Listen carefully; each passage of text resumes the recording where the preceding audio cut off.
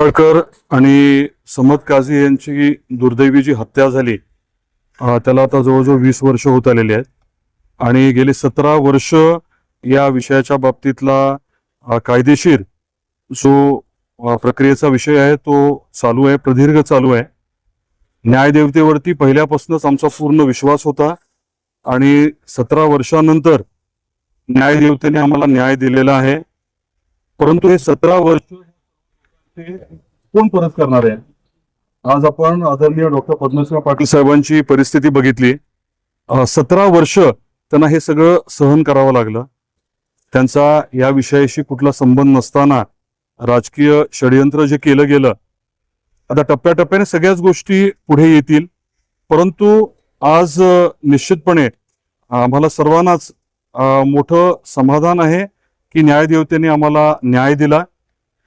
दुर्दैवाने डॉक्टर साहेबांना नेमकं काय झालंय सांगू शकेल नाही, पण ते कळणारही नाही.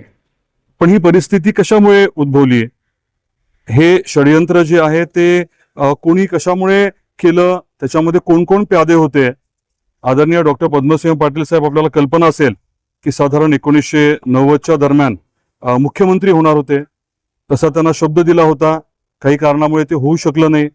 2009ला ते खासदार म्हणून निवडून आले होते आणि साधारण ज्या कालावधीमध्ये कॅबिनेटचं एक्सपॅन्शन होणार होतं, बरोबर तेव्हाच काही लोकांनी या बाबतीमध्ये एका वेगळ्या पद्धतीने पुढाकार घेतला आणि जे काही षडयंत्र रचलं गेलं ते बऱ्यापैकी आज कोर्टाच्या माध्यमातून आमच्याही लक्षात आलेलं आहे.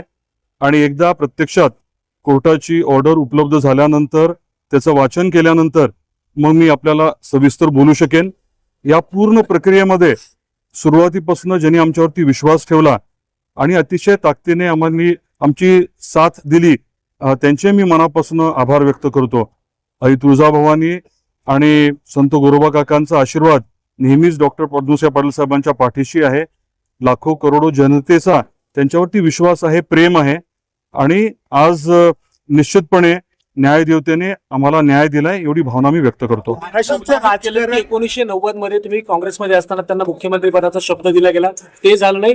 2009 मध्ये कॅबिनेट मंत्री होणार अशी शक्यता होती. त्यावेळेला सुद्धा एक्सपॅन्शनच्या वेळेलाच हा सगळा खटला पुढे आणला गेला. जाणीवपूर्वक पक्षातीलच काही लोकांनी हे षडयंत्र रचलं होतं. याबद्दल मी आज बोलणार नाही.